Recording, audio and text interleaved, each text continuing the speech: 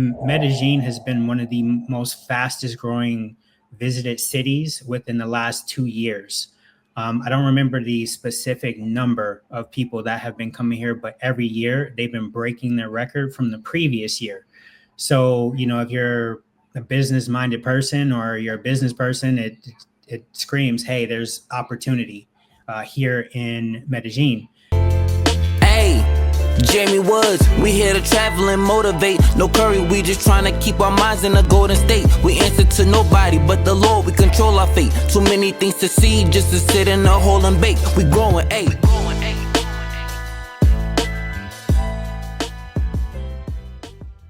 What's going on, guys? It's your boy Jamie Woods back at it with another video.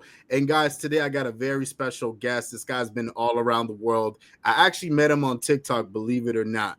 That's the beauty of social media. Sometimes when you post certain things, you might end up meeting certain people in these apps. And of course, I had to bring him on because I really do like his content. But my man, Passport Graffiti, how you doing, man? I'm good, man. I'm good. Appreciate you having me. It's nice to have you as well, my man. So tell us a little bit about yourself. So I'm actually 40 years old, originally from San Francisco, the Bay Area. Bro, I thought you were in your 20s, bro. I ain't gonna lie. It's that digital nomad lifestyle, man. No stress. Living stress-free. Yeah, I'm originally from San Francisco, the Bay Area, California. Moved around a little bit before going to Miami. And lived in Miami for a while. I'm a photographer and have a Airbnb business, and basically decided to start traveling. So now I'm currently living here full time in Medellin, Colombia. Tell me a little bit more about your Airbnb business. That sounds very interesting, actually. So I originally got into it right in 2018. I was living actually in LA at the time and moved with an ex to Miami and wanted to get into it. And we bought our first property, or got our first door in 2018, 2019. Actually, that was like one of the best times before the market went crazy during COVID, when everyone started buying. And then sold that house in 2022 at the height of the market, and then basically acquired a few more doors from there. So that's pretty much it. Most of my properties are still in Miami and Fort Lauderdale. So I'm assuming, since you have been traveling overseas, that eventually you're going to want to get Airbnbs overseas. Yeah, I definitely want to buy something here in Medellin, Colombia, just from my research I've done and other people I've talked to that own properties here. The ROI is much better than it is, at least right now, than it is in Miami and some other markets. So yeah, definitely want to buy something. Also, too, mainly just for the visa standpoint as well. Yeah, because if you buy property in Medellin, don't you get like your residency or whatever it is over there? Not exactly. So you have a few types of visas when it comes to Colombia. So one of them is your kind of investor's visa, which means you can buy a property. I believe that property has to be like 18 times. Don't quote me on that. It's a large amount over what the minimum wage is. So currently right now, that amount is around like 130K. So you just would have to buy a property 130K or more in order to qualify for that investor's visa. And then once you get it, you basically have to reapply every year. But you can basically file for an exemption and say, hey, I brought it at the time that the amount was X amount. And because, every couple years or so, it'll go up, the minimum wage. So that means the amount that you have to spend on a property will go up as well. So you just can file for an exemption and still get your visa renewed. The other one you have, which is your, typical digital nomad visa. That's what a lot of people have. That will give you they'll give you up to 2 years with that. They'll give you 1 year at a time, but after 2 years, they won't approve it anymore. So you have to kind of figure out another route for a visa. After that, you have your student visa that you have to do 10 hours a week, 5 days a week in order to qualify for that visa. You have your what's the other one? Oh, it's if you buy a business, you have to spend at least 30,000 on that business or opening a business with that, and then that gives you another visa. I forget the name of that one. And then also you have your, you know, your typical ones if you have a kid here or if you get married. There were some recent changes with the marriage visa. Now they're kind of copying the US where they'll give you up to 5 years, or not up to 5 years. They'll give you a year visa, but you have to continuously renew that visa every year for 5 years. And then at your 5th year, you can then file for like a residency. Man, I love that information. I never actually had someone just break it down the way you just did, man. That's awesome. But let me ask you this, just going back to the apartments and the Airbnbs and all that. But what makes Medellin a fascinating or just a great city to invest in terms of Airbnbs and real estate? So I don't have all I would say the statistics and 100% of the facts, you know, off the top of my head, but there are some that I do remember. Medellin has been one of the most fastest growing visited cities within the last 2 years. I don't remember the specific number of people that have been coming here, but every year they've been breaking their record from the previous year. So, you know, if you're a business-minded person or you're a business person, it screams, hey, there's opportunity here in Medellin.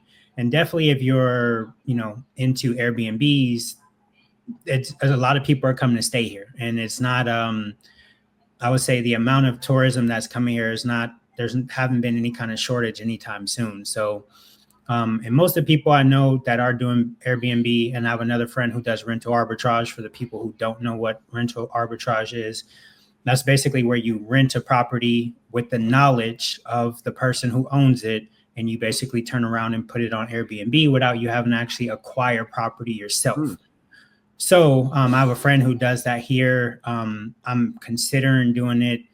There are some risks, you know, in his growing pains of starting this business here. He's gotten scammed where essentially, you know, to break down what happened with that really quick is that sometimes when you're dealing with agencies, if you go through an agency to get an apartment, they'll say, hey, we need a 6-month deposit.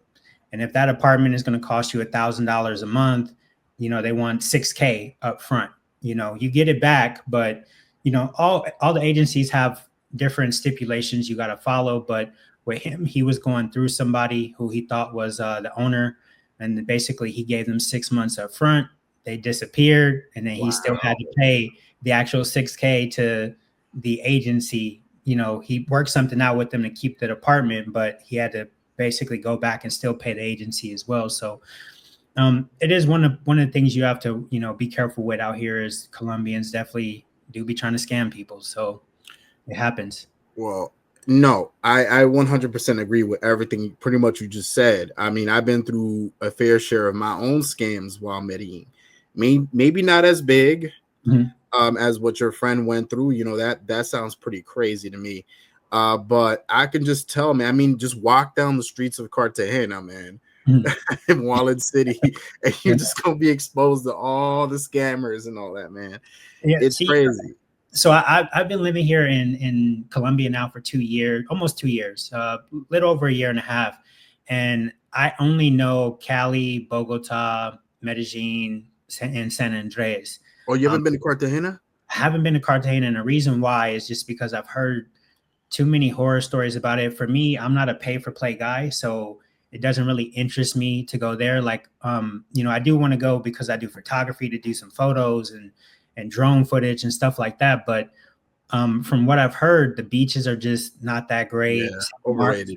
Santa Marta has better beaches. And then also too, people say like you just get overly harassed by the vendors in the beach. And, you know, it's like, well, none of that really sounds appealing to me. I'd rather go to Santa Marta or Barranquilla or somewhere else and enjoy myself than, you know, kind of deal with what's there in Cartagena. So I'd rather go with bring a girl with me that I'm actually into it, enjoy it that way versus, you know, dealing with the pros there. I agree with you, man. I mean, I went and I'm glad I went because I'm glad I got to be able to experience it. But is it a place I want to go back to? Hell no. I'd rather go to other places in Colombia or other places in South America. Cartagena, I made a video about it too. Cartagena is insanely hot. It's insanely hot, bro. Like, I don't do good in the heat, but that Cartagena heat was next level. It was next level, man. And then on top of that, so imagine 100+ degree weather just hitting you. Yeah. And then you got all these vendors coming to you all day, bro. As soon as you step out your apartment, they're harassing you. Yeah. And the worst part, bro, the final boss of all the street vendors, I think you know where I'm gonna go with this, is them rappers, bro. Like Medellin exists too. They're here too. It's not as bad in Medellin. Except the great thing here is they're only limited to like one block is 𝐃𝐨𝐽. You know, in the Parque Jet, not even in Parque Jettis, it's usually just 𝐃𝐨𝐽. They're up and down 𝐃𝐨𝐽. You don't really find them in the Provenza area because the security will, you know, kind of get them out. So really it's just that one street. You don't really catch them in La Cententa, or if you go down to Sabaneta, you know, Parque Sabaneta, you don't see them there or anywhere else. It's just that one space. So you can avoid them if you want to. Bro, you can't avoid them in Cartagena. Anywhere in Wallet City, you're fucked. Like, even when I was in what are those buses called? 𝐶𝐶𝐽𝐽? Yeah. 𝐶𝐶𝐽𝐽, rumbias or something like that. I was in, so it's basically, for those of you guys who don't know, it's like a party bus. So you go in there and there's like poles and stuff and people be dancing. It's wild. But it's essentially like a party bus, but there's music, there's lights. You usually bring your own alcohol and it's open. Like, there is no windows basically, and it just kind of drives around. So I'm glad you stated that about the windows, because I thought I was safe in the Chivas bus. Nah, bro. Even in the bus, people are over here sticking their hands through it trying to sell me shit. And I'm like, come on, man. And then the thing about those Chiva buses is they make like pit stops. So it'll drop you off in certain parts of the city. You'll stay there for maybe 5-10 minutes and then go back in, party, and repeat. Bro, I would dread trying to head up out of that fucking bus, because as soon as you get up out of that bus, bam, they on you. Yeah. Fortunately, it don't matter, bro. You can have 20-30 people in that Chivas bus. All 30 you can head out at the same time and they'll still get you. Yeah. Fortunately, you don't have that experience here. If you rent them out here, you know, or you get one of those here, you don't have that experience. So yeah, it's just why it's one of the reasons why Cartagena just never was appealing to me. I really have no desire to go, although I still, you know, meet a lot of Colombians. It's like, no, you have to go see Cartagena. It's so beautiful. But I'm like, I could pass on the humidity and the heat. I mean, let me ask you this, man. Have you been to Seville in Spain? No, I've only been to Valencia, Alicante, and Palma de Mallorca. I've only been to those three. The reason why I mentioned that is because if you would have gone, it's literally, Cartagena is kind of like I'd hate to say it because it comes off a little bit disrespectful, but it's kind of like a bootleg Seville with a beach. That's kind of how it is. Yeah. And a bunch of annoying street vendors everywhere. Yeah. Like, don't get me wrong, it is beautiful. There's certain things that I'm like, wow, like, that's cool. You know, Medellin got this. But I prefer Medellin. I'm a Medellin guy all the way. When it comes to Colombia, Medellin all the way. I know everyone says pretty much the same thing. Like, if you were to ask them what's your favorite city in Colombia, 9 times out of 10 people won't say Medellin.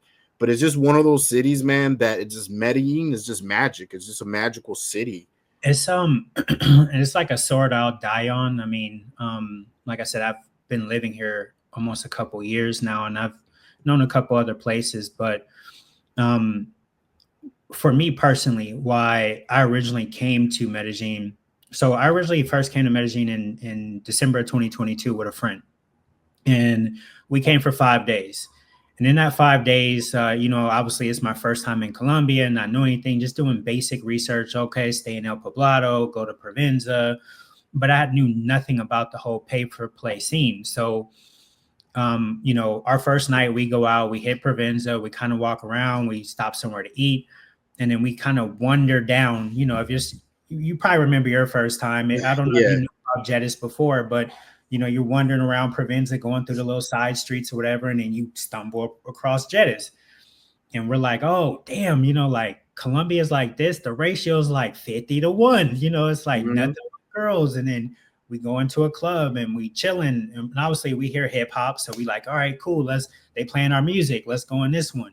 And they're like, yo, they charging the girls to get in. We're like, that's right. You know, like, fuck the US. We this is where we need to be at. They charging them to get in clubs. And then we sitting around, we see it ain't that many brothers. It's just the ratio is crazy. And then we chilling.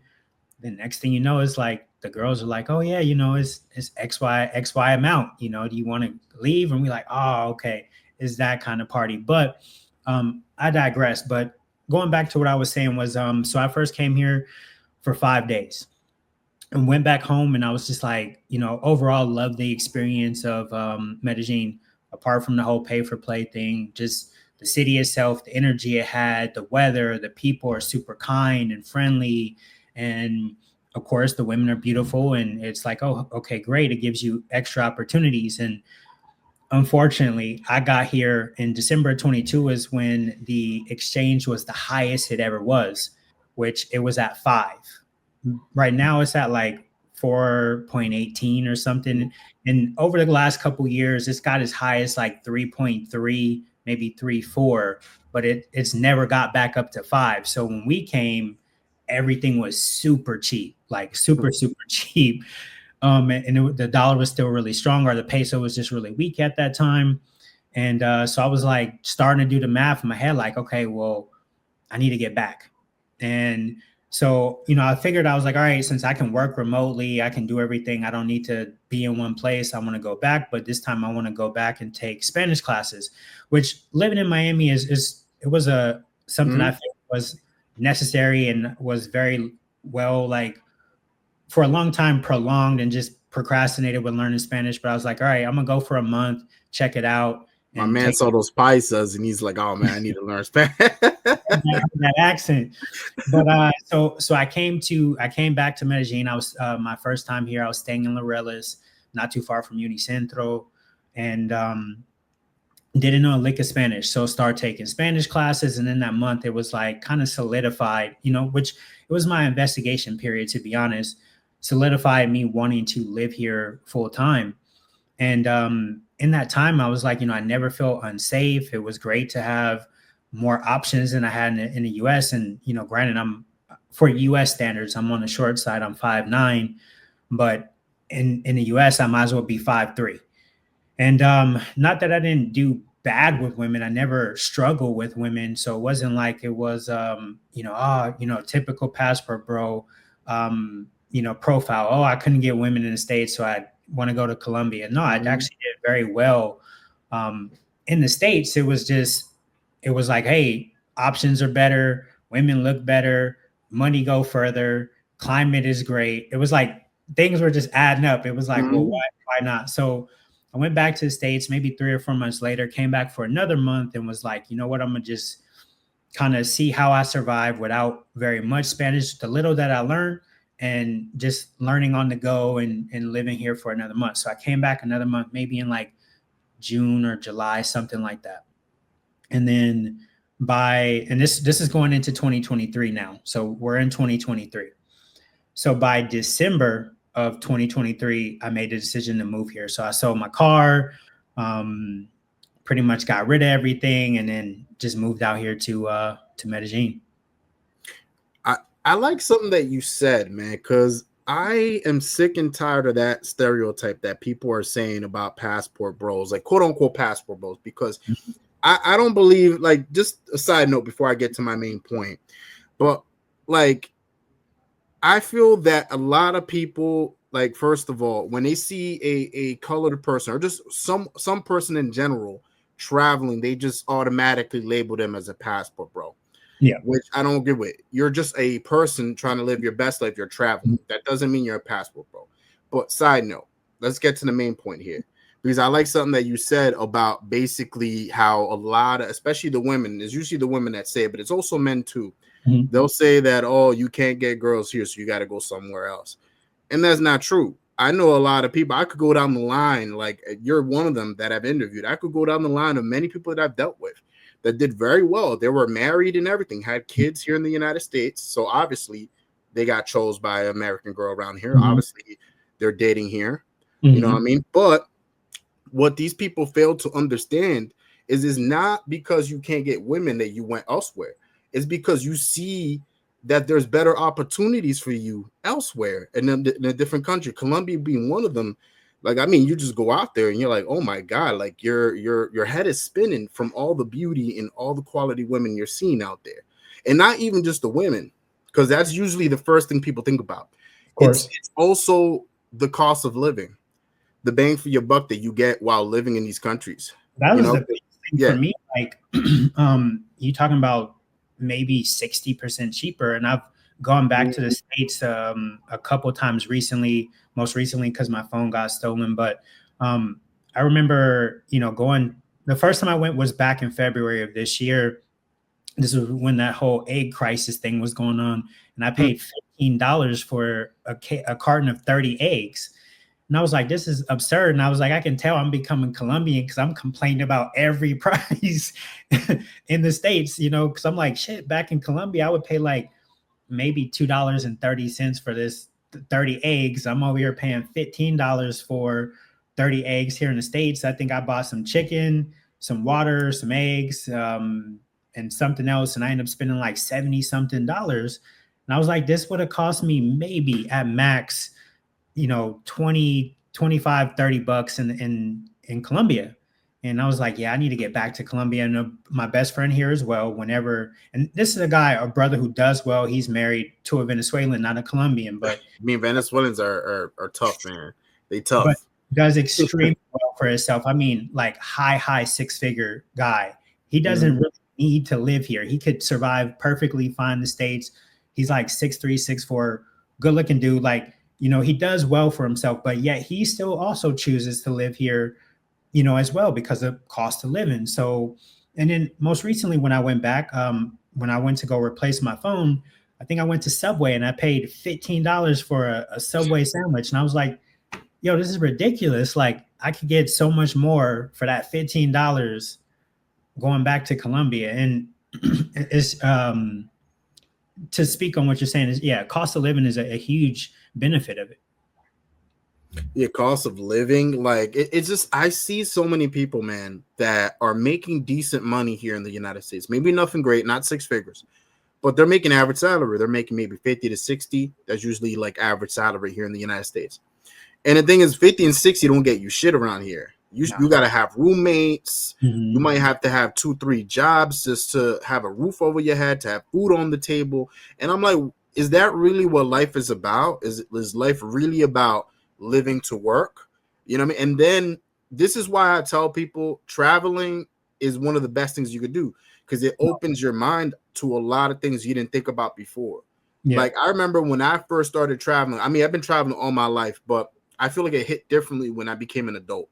So a couple years ago, when I started traveling again, I went out to Turkey. That was my first big trip as an adult by myself, was Turkey. And even Turkey is, I don't know if you've been to Turkey, but it's very affordable. And I'm thinking to myself, all right, I got this bougie penthouse over here in the city center, by the way, city center. Everything's close by. I don't even need a car. The clothes are cheaper because it's, of course, it's made in Turkey, but even then it's cheaper. The food is spectacular and cheaper. The women are dope. Why would I ever want to go back to the United States and be working 2-3 jobs just to have some shoebox of an apartment? And then on top of the shoebox apartment, I'm struggling to pay the other bills. I'm struggling with the dating scene because the dating scene here, like the expectations are just through the roof. It's like, not only, it's not only that, but to add on that, like I was trying to break this down to a girl that I was talking to in the States the last time I was there. And I was like, okay, obviously for women, it's a little different because they're being courted. But as a man, it's like, all right, let's just say you got all your bills and insurance and car note and everything else. And then on top of it, we're throwing in dating. But what women fail to realize is like, all right, let's just say you go out 2 times a week and it costs you $100. I don't know if it costs you $100 now to go out on a date. No, I mean, that's pretty accurate. I would say that's kind of average if you're going out. And I'm talking about not going out to dinner. Maybe you just went out for drinks. You're trying to keep it somewhat kind of low key. You're not going out to dinner, just maybe drinks or something like that. So let's just say it costs you $100. You go out twice a week. That's $200. You go out, let's just say 2 dates. It may not even be with the same girl because maybe that date didn't go well, whatever. But you go out 2 times a week. So that's 200 that week. That's 200 the next week. You got $400 in a month now, which is an extra, extra money you got to come up with just to date versus you can go live abroad. And like you said, the standards are through the roof. But here in Colombia, most women, not all, but most women are okay with a coffee date, ice cream date, something simple, like you don't need to do some grand gesture to put, be basically considered as an option.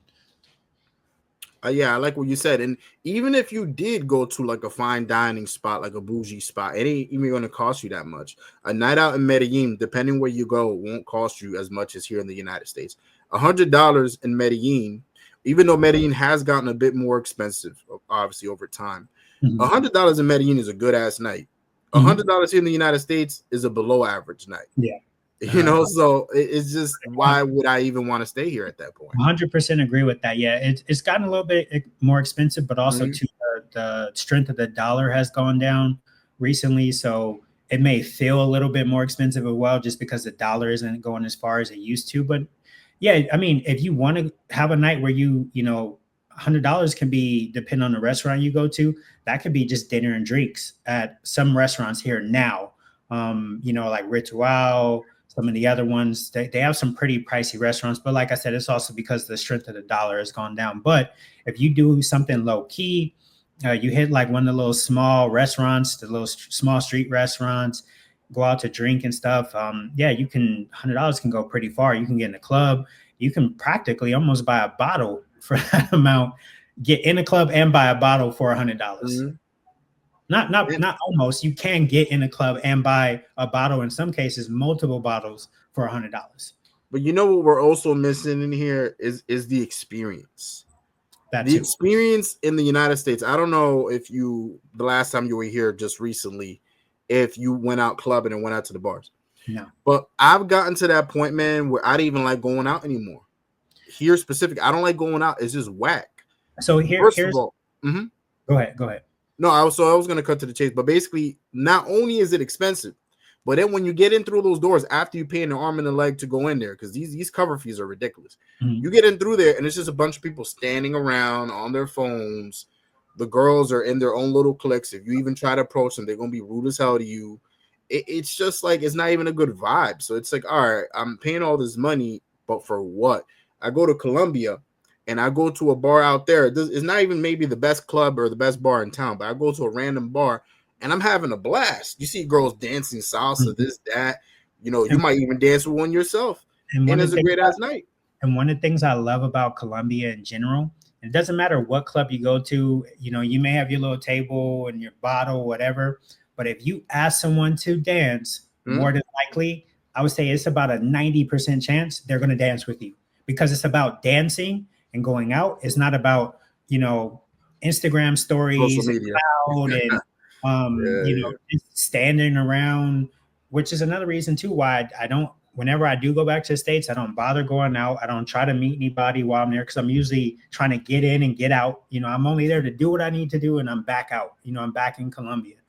And the same thing is, I may go out and spend $100 on drinks. If I don't really drink, but say I go out with my boys, whatever, buy them a few rounds, whatever, it's going to be roughly around $100. Here in Colombia, I can get a flight from Medellin to Santa Marta to Bogota, other parts of Colombia for under $100. So why would I waste money in the US when I could go literally get on a flight and go see a whole nother part of Colombia and have a whole nother experience for less than what I'm going to spend on drinks in the US at a club? Traveling spoils you. I think I mentioned this before in the interview, but traveling is the best and the worst thing that you can ever do, because and I say worst because the thing is, like, it's like I said, it spoils the fuck out of you to the point where when you're here in the United States, all you think about is going back overseas. That's all you're thinking about. You're constantly comparing here and there. You're never happy here. So sometimes I tell certain people, like, hey man, like, if you're not disciplined, if your mindset's all over the place, if you're not financially stable, just don't even travel, man, because it could lead you down the path you don't want to go. Because all your money going forward might go towards traveling. You know what I mean?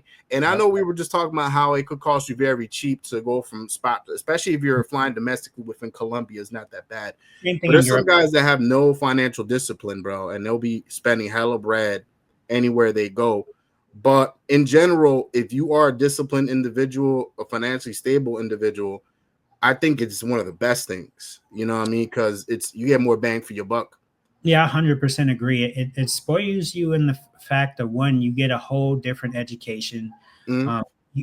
I think it accesses a whole different part of your brain, to be honest with you, just because the experiences are so different. You get to see how other people live. Like, I tell a lot of people, I would rather have kids here in Colombia, and let them have like a dual citizenship where, yeah, they have the ability to go back to the States. But I feel safer here in Colombia, like in Medellin. Like, people say it's dangerous all the time. And of course, yeah, I never forget the fact that I do live in a so-called, and I'm going to do air quotes here, a third world country, because some of the malls and things here are better than what they are in the States. But apart from that, one of the things what I mean by safety is that I know that I'm never going to have someone drive through a crowd of people in their fucking car randomly and just hurt and kill a bunch of people. I know I never have to worry about my kid going to school and there being an active shooter shooting up a school, or I don't ever have to worry about going into a grocery store